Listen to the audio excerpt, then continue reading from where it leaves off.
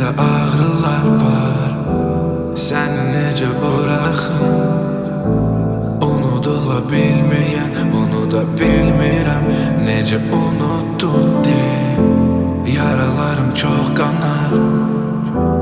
Zaman biraz vaxt alar. Hər şeyi bitirdin, yana yex etdin, məni itirdin. Qəlbimdə ağrılar, məni biraz anla. Yoxdur dərmanımı.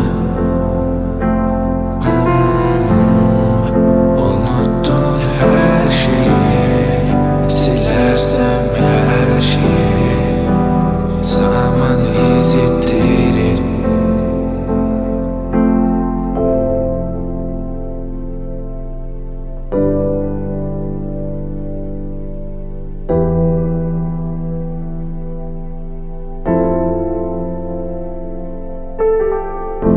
Zaman izi ittirir. Qəlbimdəkin incidir. Səni unutamazdım, səni buraxmazdım, amma anladım. Ürəyimdə acılar var. Bunu mənə buraxdın. Yalana aldandım, sənə inandım, sənə inandım.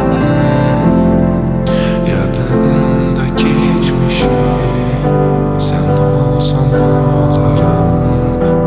Nə oldu axı indi? Sən olmazsan ölərəm. Sən varsansa mən varam. Nə oldu axı indi? Artıq yoxsan.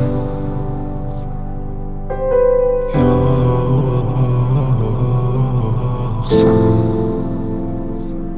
Artıq